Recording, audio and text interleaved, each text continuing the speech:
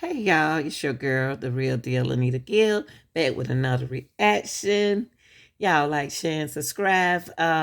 This reaction right here is on the young man by the name of Tyrese Nichols. He the press conference is for um the five Memphis police officers who was charged in kidnapping Tyre Nichols. After the press conference, it's a still ongoing situation. So they're gonna ask a few questions. Okay, they can't ask everything, but let's listen to it and then we'll react. And since then, the DA's office has worked with TBI and we will continue to do so.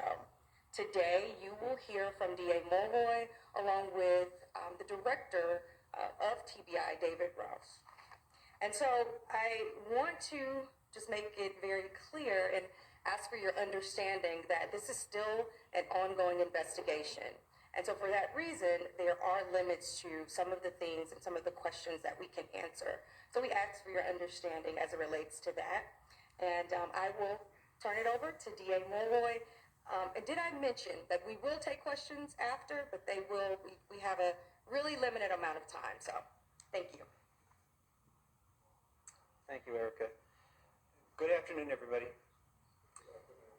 Thank you for coming. I'm joined today, as Ms. Williams has already said, with the director of the Tennessee Bureau of Investigation, David Roush, as well as Assistant Director Josh Melton.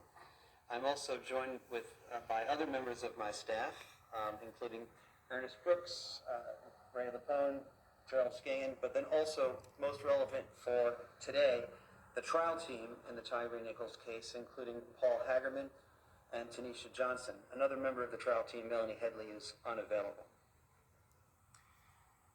We're here today because of a tragedy that wounds one family deeply, but also hurts us all: the death of Tyre Nichols. We understand and acknowledge the grief that the friends and family of Tyre Nichols are experiencing right now, as well as the great concern throughout all of Memphis and Shelby County about this case. We met several times this week with the family of Tyre Nichols. They described an almost perfect son, a cheerful and happy person who enjoyed skateboarding and sunsets over Shelby Farms Park.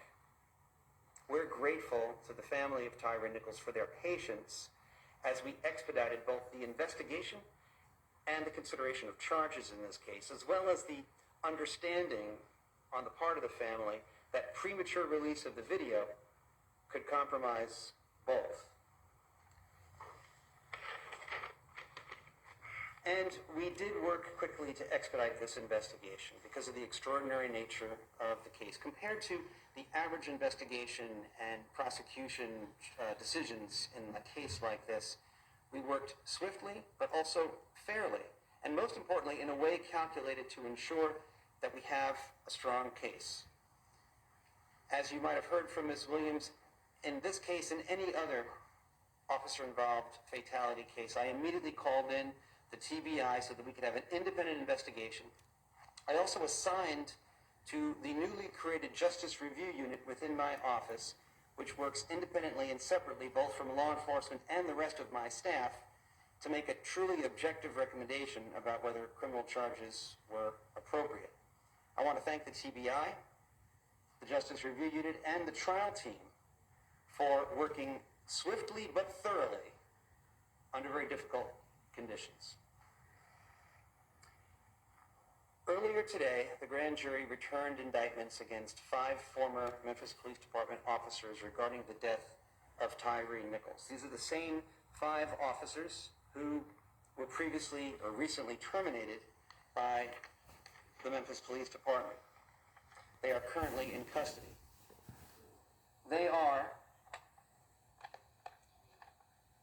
Tadarius Bean, Demetrius Haley, Emmett Martin III, Desmond Mills Jr., and Justin Smith.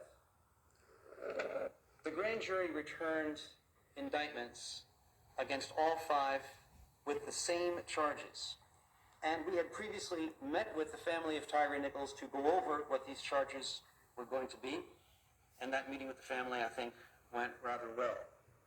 Here are the charges: second-degree murder, aggravated assault, aggravated kidnapping resulting in bodily injury, aggravated kidnapping involving the possession of a weapon, official misconduct through unauthorized exercise of power, official misconduct through failure to act when there is a duty imposed by law, and official oppression. While each of the 5 individuals played a different role in the incident in question, the actions of all of them resulted in the death of Tyre Nichols, and they are all responsible. It's important to note, as Ms. Williams said, that this is still an ongoing investigation, and therefore there are limits on what we can say about this case. We ask for everyone's continued patience as we continue to vigorously seek justice in this case. We also know that the public is very concerned about whether they can see the video about this incident and the timing of the release of this, the video of this incident. I have been in regular contact with the city of Memphis, the custodian of that record, and I can tell you that the city will be releasing the video sometime after 6 p.m. Friday, tomorrow. And that the city of Memphis should be making a statement somewhat later on this afternoon regarding the timing of that release. Let me close by saying, both to the family of Tyre Nichols and to the broader community here in Memphis and Shelby County, we all want the same thing. We want justice for Tyre Nichols. It's my hope that if there is any silver lining to be drawn from this very dark cloud, it's that perhaps this incident can open a broader conversation about the need for police reform. The world is watching us, and we need to show the world what lessons we can learn from this tragedy. I'm hopeful that we can show them who I know us to be, a community working towards positive change here in Memphis and Shelby County. With that, let me ask Director Roush to step forward. Thank you, D.A. Mulroy.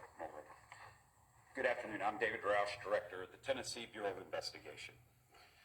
First and foremost and most importantly, on behalf of the Tennessee Bureau of Investigation, I want to...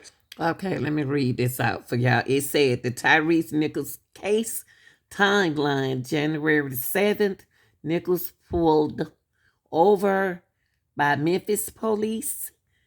January the 10th, Nichols died in the hospital. January the 18th, DOJ and FBI announced of opening a civil rights investigation. January the 20th, 5 officers involved is fired. We're going to continue with the press conference. Extend my deepest condolences to the family and friends of Tyre Nichols. My prayer is that God will wrap his comforting arms around you and keep you during this very difficult time. We can't imagine the pain you're experiencing, but let me reaffirm, we are here to pursue truth and justice, realizing that we should not be here. Simply put, this shouldn't have happened. I've been policing for more than 30 years. I've devoted my life to this profession, and I'm grieved. Frankly, I'm shocked. I'm sickened by what I saw and what we've learned through our extensive and thorough investigation. I've seen the video, and as D.A. Mulroy stated, you will too. In a word, it's absolutely appalling. Let me be clear. What happened here does not at all reflect proper policing. This was wrong. This was criminal. The depth and breadth of the charges announced today speaks to the deliberate and thorough investigation that this case has received. In our work is not finished. We continue to pursue every lead. Justice demands it. And our agency exists so that guilt shall not escape, nor innocence suffer. To that end, I want to publicly thank our agents, our forensic scientists, our support staff, and our entire team around the state. They worked diligently to expedite this case. We've worked as hard as we could and as quickly as we could to provide a thorough, independent, unbiased investigative record to allow DA Mulroy and his team to make the most informed decision they could regarding these charges.